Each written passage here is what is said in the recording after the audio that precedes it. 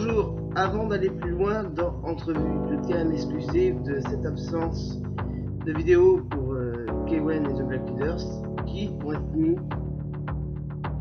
très prochainement sur ma chaîne Reggie Simo. Donc, toujours en cours, je rappelle que c'est une passion à côté de mon travail. Donc, je ne gagne rien à faire mes vidéos. Il faut que je prenne mon temps, donc j'aime bien sortir. J'adore sortir, je vais voir les amis. Et quand j'ai du temps devant moi, je fais mes photos, mes vidéos, mes projets. Donc, allez, je vais cesser de parler et lancer mes vidéos directement. Donc Kewen et The Black Leaders.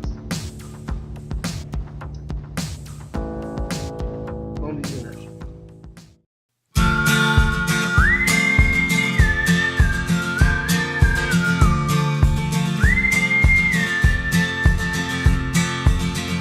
Alors, pour le public qui ne vous connaît pas, qui êtes-vous?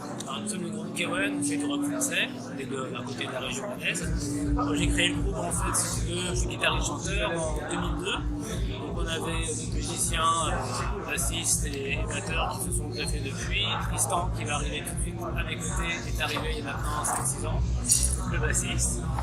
Et Xavier, le nouveau batteur, ça fait à peine 6 mois qu'il est arrivé, qui faisait partie d'une fanfare avant sur côté de Saint-Brieuc et qui nous a rejoint pour faire du rock français. Quel est votre parcours? Comment ça s'est formé le groupe?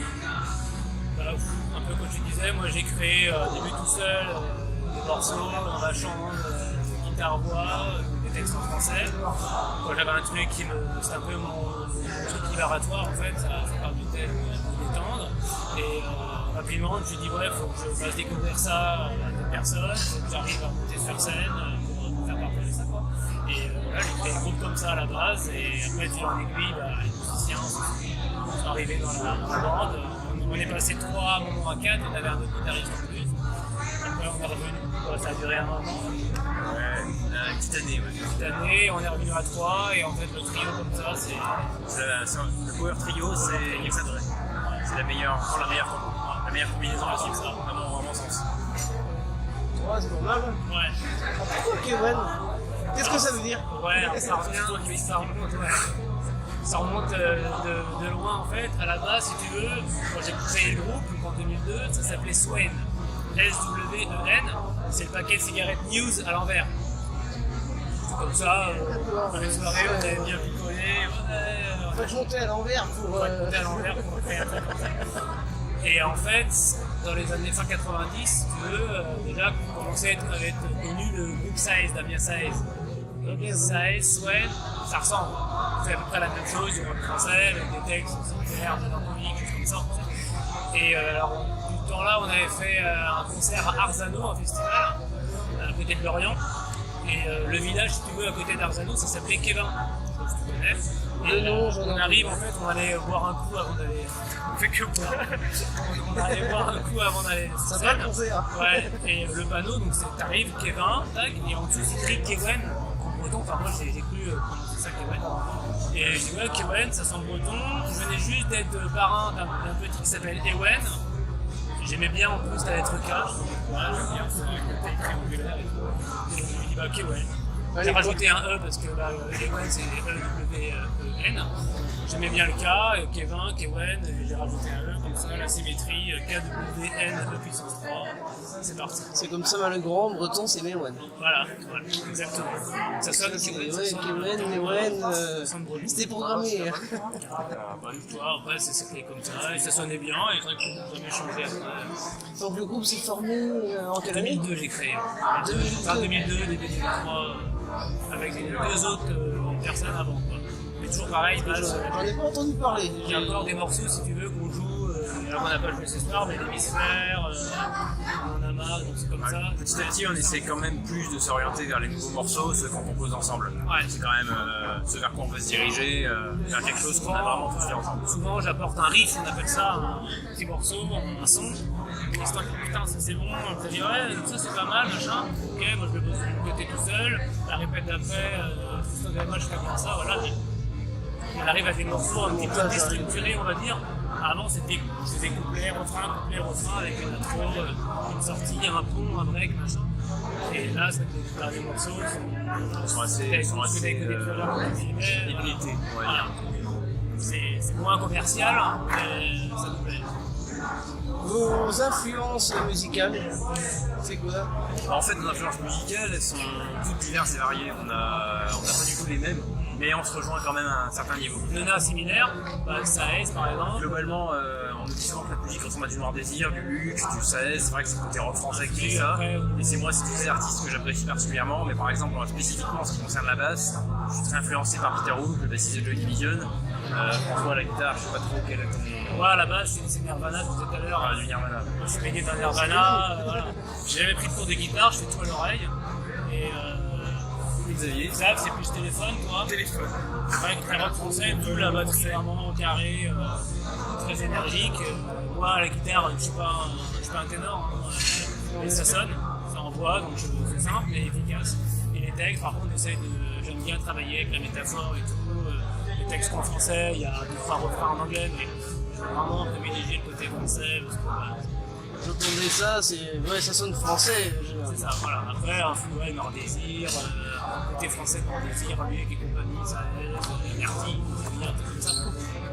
Après, au niveau anglo-saxon, américain, Placebo, j'adore, Muse, l'ancien Muse. Toujours Joy Division. Les Tools, sinon, Joy Division, rock, on va dire.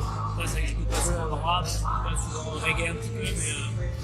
Pas des masses. Pas des masses, on s'appelle vraiment en rock, pareil, je pense. Ah, bah pareil. Archive, j'adore aussi, tu vois, c'est plein de Ça ne parle pas. Medasurf, Oasis aussi, pourquoi pas en pop, côté comme ça. Ça reste, ouais. Moi, au début, c'est vrai que les 5-6 premières années, c'était plus grunge, c'est vraiment Nirvana qui m'a fait des trucs, putain, faut faire de la scène, les mecs ils ont une putain de voix, ils s'arrachent sur scène, ils sont défoncés, mais c'est pas grave, Dave Grohl à la batterie et tout, j'adore. Voilà. Et vous défendez bien. Ouais, mais c'est les tripes en fait, comme tout à l'heure, gamin là, c'est. Pour moi, c'est une libération, la scène. Le solo de guitare. Ouais, le solo, c'est gentil. Yeah, j'ai fait le solo. Pourtant, à la base, c'est pas sa spécialité. Moi, j'appelle ça des ponts, des breaks, des. D'abord, là, c'est vrai que c'est. Ouais, c'est de la peau. Mais on a eu quand même d'autres anciens guitaristes qui est resté au milieu, qui m'a laissé derrière 2-3 petits trucs pour tiens ça, qui m'a aidé en fait à composer des solos chez toi à l'oreille. Et ça a aidé, ils ont fait des morceaux comme ça, même si dernièrement les nouveaux ils étaient plus là et je me débrouille, je mets en fait la bande son qu'on enregistre en live on répète, et par-dessus comme c'est toi l'oreille, tac tac, tiens j'entends un truc dans ma tête en gros, genre pareil, et je le fais et ça passe et les paroles arrivent derrière direct. Le morceau ça se crée en répète, on va dire 3-4 répètes. Ah, je ferais bien ça, non, on va changer l'intro maintenant, on a déjà fait ça. Et après, les paroles, en maximum 2 semaines, c'est fait. Moi, je m'enferme dans ma chambre, je mets ma petite lumière, mon petit truc, ma petite bière, et tout, c'est parti. Ça vient, je pense à un truc, ça sort comme ça. Alors, l'accueil était comment du festival? Super, royal. On avait du mal à trouver Pas d'autres mots. On a un petit peu pour trouver, mais on a fait un tourniquet aujourd'hui, on a fait 4 tours. On a un peu galéré à trouver l'entrée, mais non, c'est faire les équipes, autant les équipes, les bénévoles, les équipes sont, que l'accueil en loge, quoi. La bouffe, c'est toi, pareil, tu viens nous voir, machin, ça t'as notre tu disais tout à l'heure, j'ai pas hésité à venir sur scène pour filmer. Oui, Viens, tu penses avec nous, tu sautes de la scène.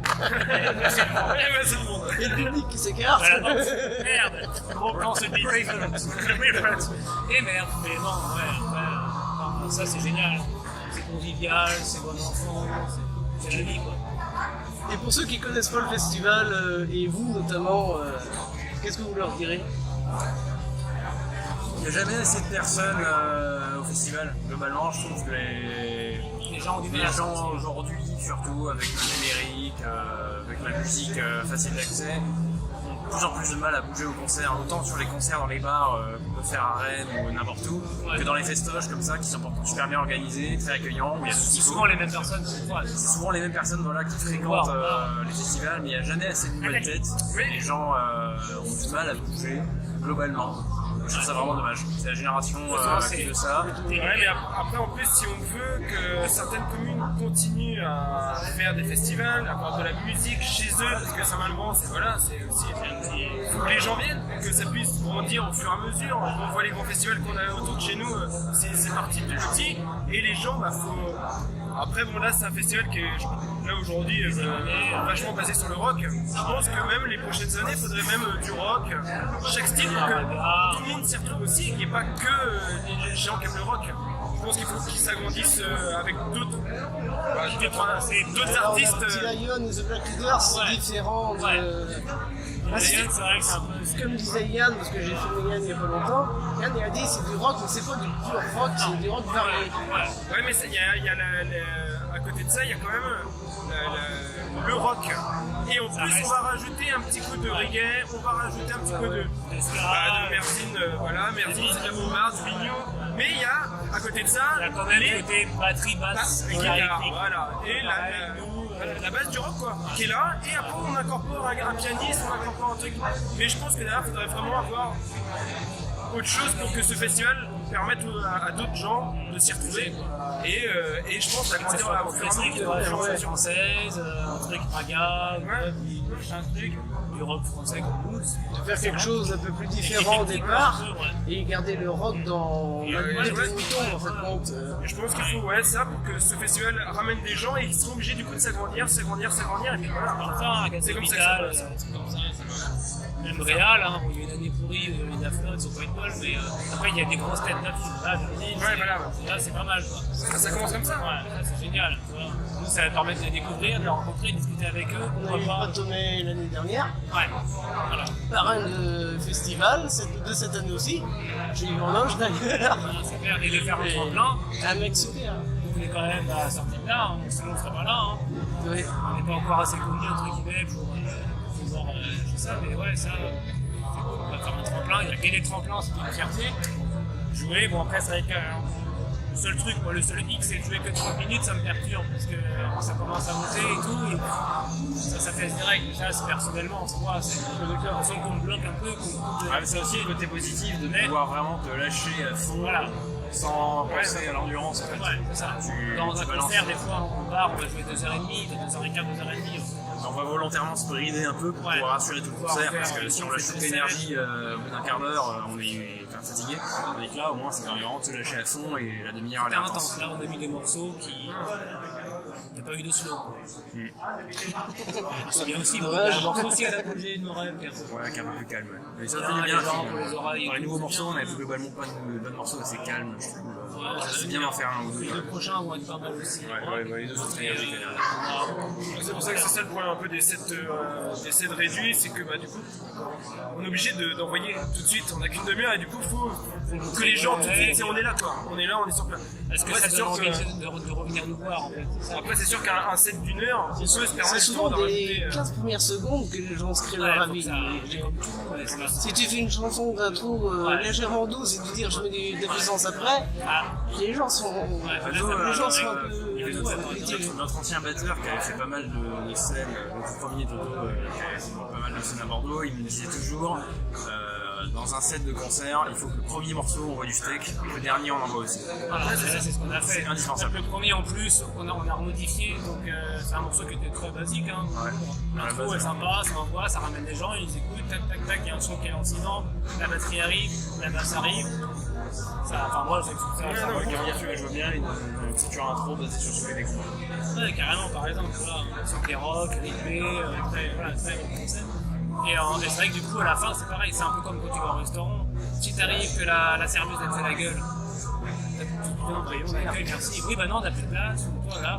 Le dessert, s'il est pas bon, la esquisse qui te passe dans la horse, tu reviens pas. Si tu sens que t'es pressé, là, pourquoi on débarrasse, c'est un tout. C'est le début et la fin dans l'esprit d'un. C'est l'environnement qui crée le. Les gens disent voilà, t'entends Merzine, putain. T'as envie d'y aller, quoi. On va y aller. Je vais m'amuser au montage parce que j'ai un peu peur de différencier les deux. Ça bouffe, quoi. Enfin, t'as envie de taper du pied. De toute façon, c'est ça, les gens, vous voyez bien sur scène, à un moment donné, les gens ils tapaient du pied, ils bougeaient un peu les bras. Ils sont dedans, ils sont avec nous, c'est génial. Ah bah, je vous remercie les gars. Merci à toi, au plaisir, à plus. Kenavo.